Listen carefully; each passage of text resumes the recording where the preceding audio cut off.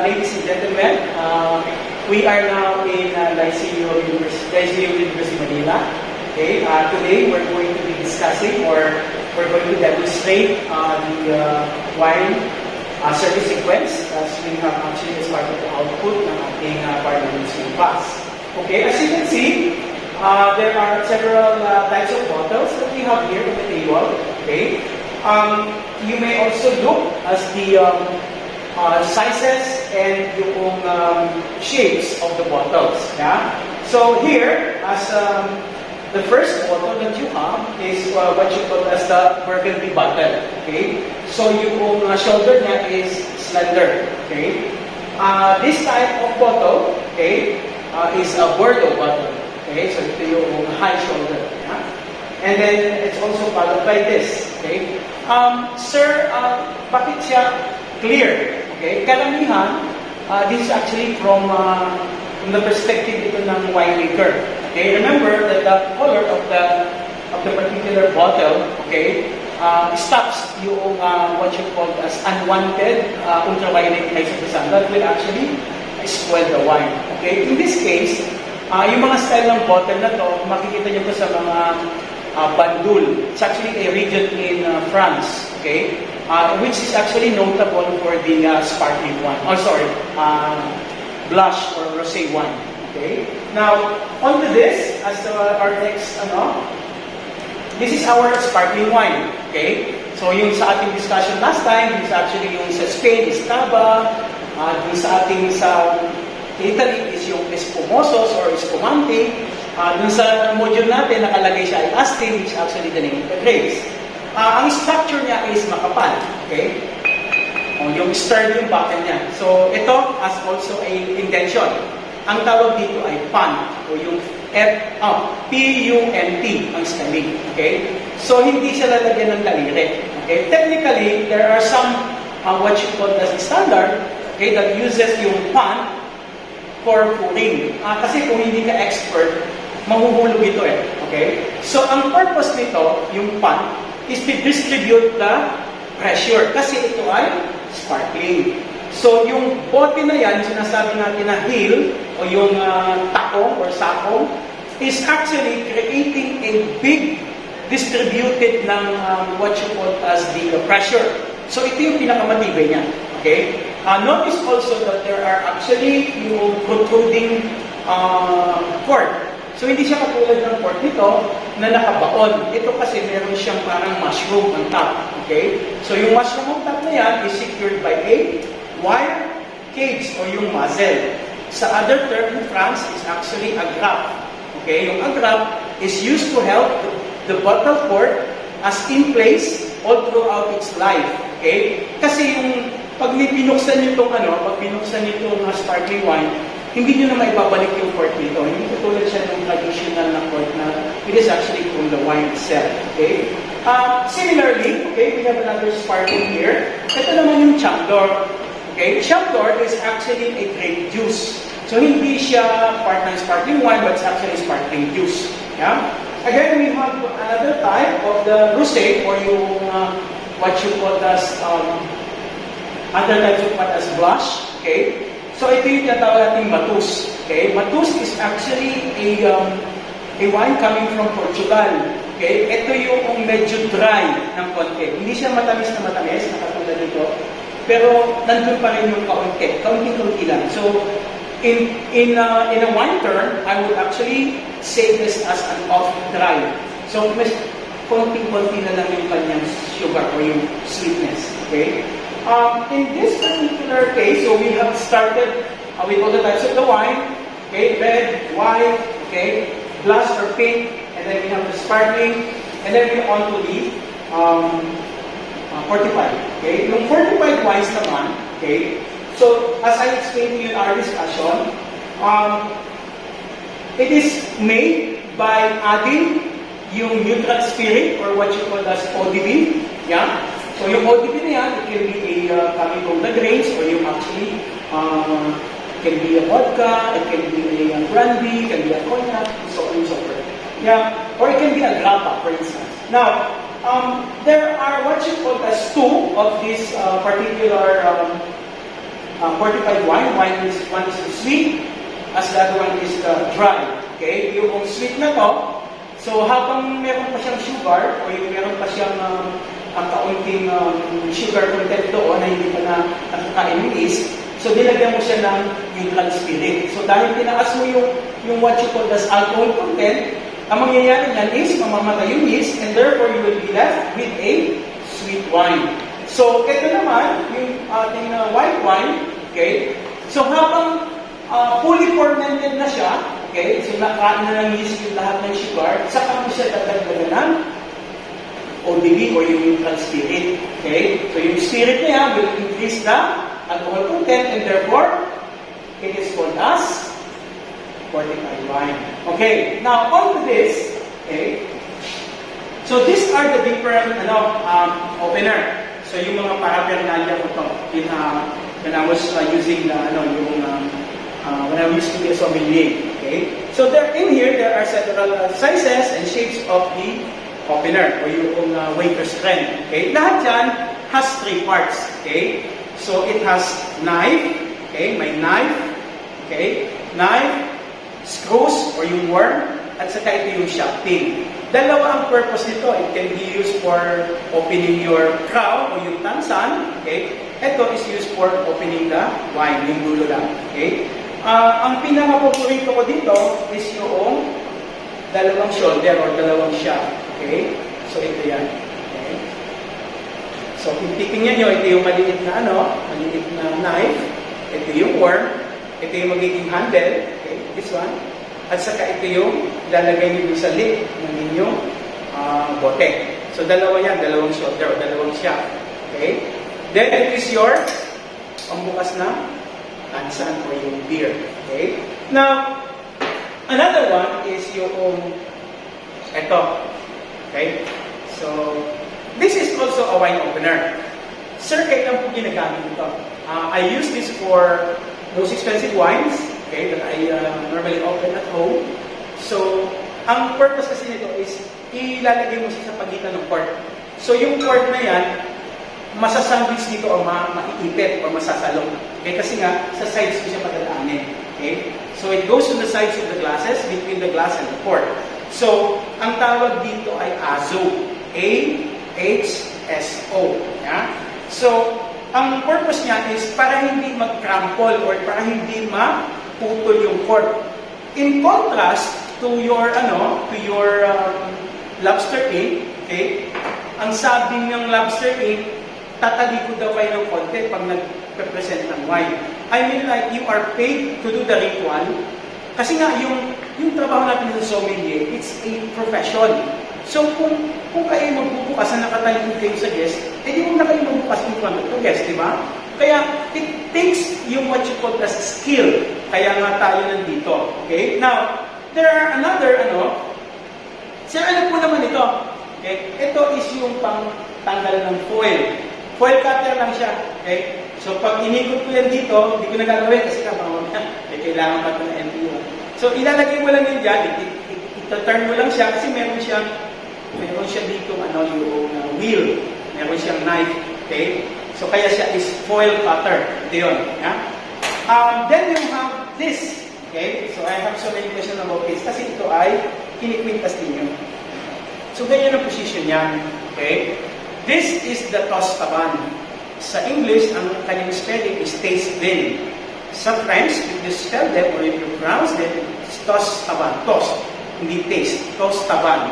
Yung vin is van. Okay? Now, ano yung let me just close it up. Now, there are several indentions. Kung nakikita nyo, may malaki, may maliit, mayroong what you call as parang dimple na maliit also, may malaki also here, at saka yung parang mayroong hiniwa-hiwa lang. Okay? Now, okay, the biggest or the bigger one, yung nasa gitna, these are used to illuminate the lights. As you can see from the yung earliest civilization natin, yung cellar is only lighted by candles. So, hindi siya nag-i-emit ng or hindi siya mag-absorb ng ilaw kung hindi siya like this. Yeah? Silver. Yeah? Yung several dimples that are located in this particular, kasi cup mo to Yeah? It is your drinking cup. Okay? Ang katulad niyan, yung one professional like me, I use this for tasting the wine. Okay? If there is some dispute, okay, if the guest would like you to taste the wine, you are going to drink this. Kasi mahirap kung may dala-dala kayo laging baso. Kasi nga baka mamaya sabihin na, lasing ko kayo. Okay? Dito hindi masyadong malata. Now, the inventions that you see is probably, yung from the earliest time. Okay? Kasi nga, when we taste the wine before, it is in the cellar. Kasi noong wala electricity, kandila lang yung ilaw. So, yung malaking dimple na yan, okay, it actually reflect the light from your cup. Okay? From the candle to the cup. Okay? Now, a smaller dimple, okay, will actually get a smaller, yung particles ng inyong wine. Okay? Yung bigger dimple na yan yung mapupunta yung kulay. So, yung clarity niya mapupunta dito. Yung maliliit na to, na serrated na to, pag inikot niyo yung wine, let's say for example this, okay? So, for example, I'm gonna pour this wine, okay? Okay. So, kung makikita niyo siya, okay, here, so pag inikot mo siya dyan, para kayong ina-agitate niyo yung wine. So, it open up to the air. Kasi nga, di ba, yung ating 4S, sight, swirl, smell, at saka sip. Okay? So, ito yun, nakikita mo. Oo nga, sir, you see the real color of this without even looking at it in the white background. Okay? So, then, of course, yung sinasabi natin na color, okay? And, we can actually drink it. Fantastic, di ba? Sarap. Sarap talaga ng bar minus na, di ba? Okay. Now, next one will be this. Okay? So, alam mo naman ito, parang bomba. Okay? Ito ang tawag ay vacuuming. Okay? Vacuum. Yeah? Remember, nakalaban ng wine ay air. Pero kailangan ng wine ay air to open up. Pag dinamihan ng air, it will spoil. Okay? Pag hindi mo kayang ubusin, let's say for example this, you will save it for the next day or next week. Ang gagawin mo is, lagay mo lang ito, kasi magka-partner to. Rubber stopper. Yeah? So it is, in conjunction with this, okay? Ipapump mo siya pataas. Okay? So unti-unti, kukunin niya yung hangin sa loob. Okay? So meron siyang mga butas doon. So as you suck the air out of the bottle, it closes or it's sealed. There are only, meron pa rin kayong process also na pwede nyo lagyan siya ng nitrogen. Okay? Pero this is the most effective one na use. Yeah? Kasi nga, convenient to. Okay? Now, next one, okay, will be this. Siya, ano ba itong plato na to? Ito yung pinaka-poster ninyo. Ito yung pinaka-nilagay nyo. Halimbawa, pagka-open nyo ng wine, okay, ilalagay sa table. Para hindi mo kang nasa karinderya kayo, okay, yung po dito ni poster. Elegant. Yeah? Sir, meron po pa yung ganito. Ano po ba ito? I use this if I have a big table na hindi ko masyadong ma-reach. Yeah? Kasi ito will become your hindi magiging cooler mo. Okay? Remember that the bottle is round, yung tip. So, ang kadalasan niya, tutulo ito. Yeah? So, ilalagay mo ngayon dyan. Okay? So, it will cut. Okay? Ikakat niya yung tulo. Yeah? So, I will show you exactly. Yeah? So, kasi pinasa ko yung ito. Okay? So, kung titingnan ninyo, okay, without this help, okay, so, mahihirapan kayong mag-pour. Okay? You pour, you lift, you twist. Okay? Ganun ang tama. Yeah? Aim, pour, lift, twist. Okay? So, yan ang mga technique ng mga malulupit ng mga teacher. Yung mga sakalam. Diba? Sakalam ito eh. Yeah? Now, with this, okay, yung aim ninyo, okay, so, mas maganda yung pag-pour niya. No? So, wala kayong tutulungan. So, that is the tools. Yeah? Pero yes, dahil siyempre, as you grow with your professions or with your skill, hindi mo na kailangan ito pagka medyo malakas ka na o malupit ka na. Yeah? So, tinabi ko lang to just for the purpose of discussions. Kasi nga makakakita kayo dito sa industry, baka sabihin nyo lang ay panlagay ito sa pulbo o doon sa makeup ninyo. Hindi yung takip ng makeup, pang ano yan dito, pang pour. Okay? So I think I have discussed all of this. So let's move on to our wine service. Okay? Thank you very much, guys, for listening. Okay? Ano na? Iba kayo, sir. Promise. Master ka, sir, eh. Ito, Pero ang ganda, sir, ng ano niya. Master na yun, si sir. Yung, tawag na. Ang tawag doon. Sunation. mas organize yung ano natin. Di, master na kayo, sir, eh. Yun eh. Pag yung sir, pag nyo na ako, okay na, sir. Yan. Walang na yung ano.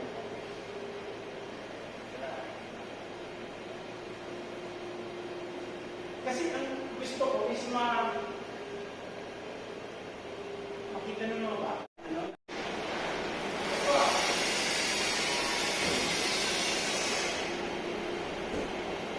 Sir, this is your bottle of Martini Assistant Antique.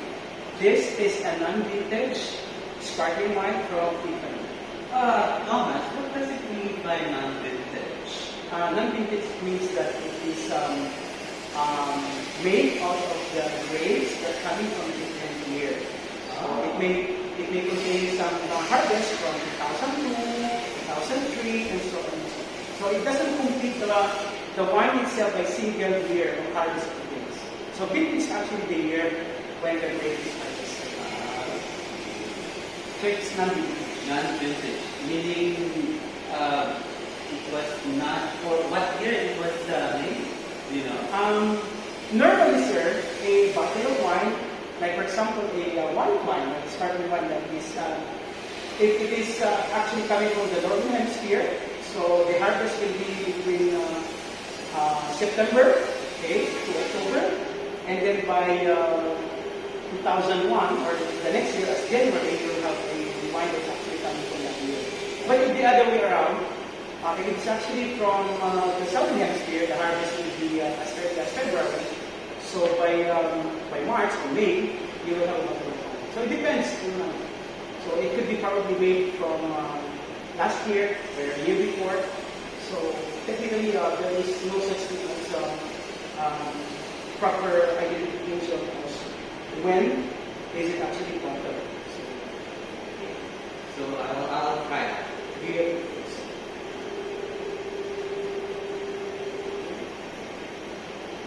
So to open a bottle of sparkling bottle of wine, okay, do not rest it on the table. Okay, keep it as it is, as in your hand. Okay, carefully grip it on the neck. Okay, in removing this, this is actually a perforation. So we can actually remove this. This is yung BIR or yung ating Europe Internal Revenue. So we can actually remove that. Meron siyang ano dito, yung perforations. So you can remove this. Yeah? Anything that you actually remove from the bottle, you keep it in your pocket. So don't put it anywhere or in the bucket or something. Yeah? Now you are actually exposing your cork.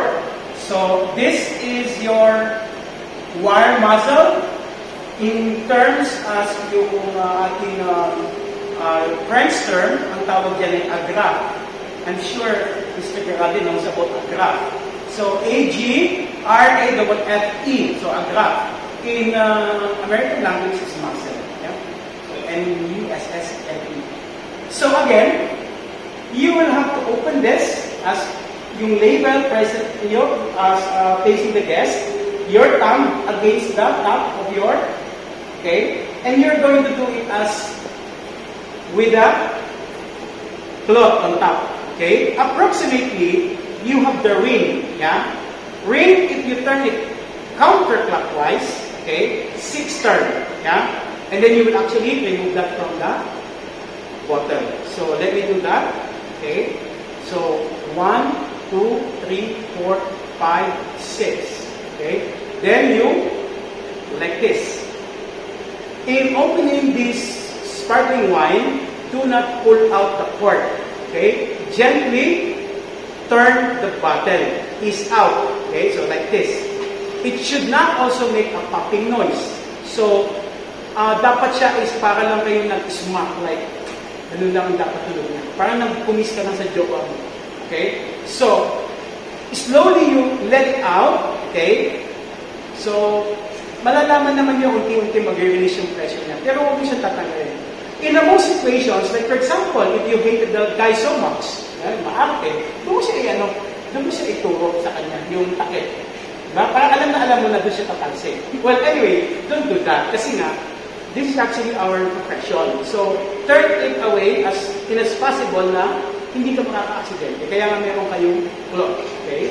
So, technically, natanggal ko na siya. Wala siyang sound. Yeah?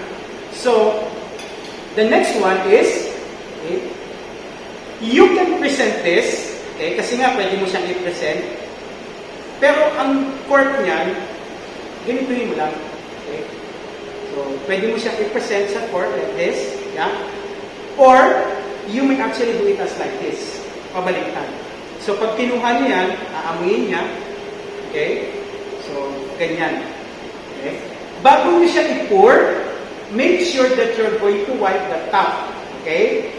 Kasi may natitira yan na pulp o yung residue ng cork. Yeah? So, tatandaan nyo, before you pour them, carefully wipe the mouth or the lip or your bottle. Okay? So, likewise, okay, since you are going to be pouring them, okay, pwede mo siyang ganituhin or pwede mo siyang ganyan na lang. Okay? So, let me do it like this. So, in pouring the wine, okay, you step on the right foot, right hand. Kasi mahirap kayo mag-step sa left, tapos right ang gagamitin ninyo. Mapipilipit yung katawan ninyo. So, you gently, okay, ganito lang. Yung weight ng inyong katawan will be on the right foot. Yeah? And then you aim at the glass, approximately 1 ounce only. Yeah? So 1 ounce, you aim, okay, you lift, you twist, and then you catch the drip. Okay? So then, our guest can actually taste the wine. While he is tasting, you are supposed to wait until he says, yes, go ahead and pour the rest of the wine with the entire company or the entire table. Yeah? So, yan yung paraan. Yeah? Oh, I love the sweet taste of us is I told you, sir, it's like you, very sweet. Oh, thank you. Like Now you can pour the other guest. Fantastic. Thank you very much, sir. Now, you are going to pour him the last. Okay? Siya yung huling magkakaroon ng wine. Ang uunahin nyo is ladies first on the table. Huwag nyo nang tatanungin ng birth certificate. Okay? Baka mamaya sabihin nyo, matanda muna. Asan po yung birth certificate? So, use your own judgment. Normally, in the industry, well, I used to actually practice, whoever is on the, kasi ako, okay, depending on the situation, the wine service actually in our restaurant is counterclockwise. So, papakanan kayo. Kung sa food ay clockwise, ang wine service ay kanan. Kasi nandito ka eh. And on to the next table here. Hindi ka na magpapalipat-lipat doon. Okay? Pero in technical terms, okay, the wine should be presented on the left. Why? Kasi po, you are assuming that your guest is right-handed. Okay? Kasi pag nandito siya, okay, pwede niyang i-touch yan. Oh, that's very cool. That's so nice. Mas madali siya tingnan niya pag nasa left side siya. But we are talking about the standard of LPU. Pero yan, parehas din siya. Left and right, pwede rin siya. Yeah? So again, it depends on your establishment. Walang tama, walang mali yan. Kung yun ang standard ninyo, then so be it. Now, ang iingatan nyo lang, okay, is yung pag-pour. Let's say for example, yeah, hindi ito ginagamit ng pang-pouring. Dito kayo mag-grip. Yan. Yan ang grip niyan eh. Kasi pag nilagay nyo siya, pag nag-pour kayo dito, di ba? Oh. You lift, like this. Wala na tumulo dyan. Di ba? That is so cool. Ngayon kung medyo baguhan kayo, pinaka pa lang kayo ito. Gamitin nyo ito. Yung mga laruan ni sir. Di ba? Kasi nga, it's useful. Yeah? Kasi it will literally help you a lot as in terms of, catching the drink. Kasi may mga guests that are particular with the wine. Example, if he pays 370,000 for this bottle, gusto mo ba lagi may patak dito yung sabihin lang ng guest sa inyo, oy, hindi ko binili yan para pagbukas mo sa tablecloth. Di ba? So again, you have to be very mindful. Kasi nga, it is ritual. Yeah? Karamihan kasi, if you're a sommelier, it is a skill, competency. Yeah? Kaya marami yung, marunong ka magbukas ng bote, pero hindi ka sommelier. Yeah? Maaaring, yes, you are very good in opening bottles of wine, but you are not a sommelier.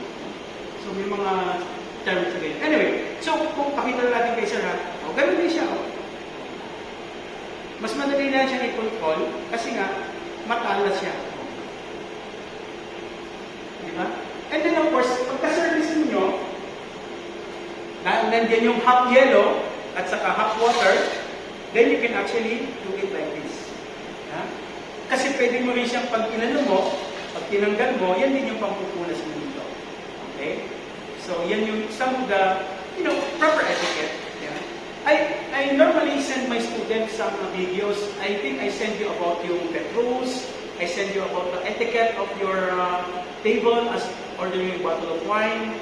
Okay? Yung proper, yung pagkain sa isang restaurant.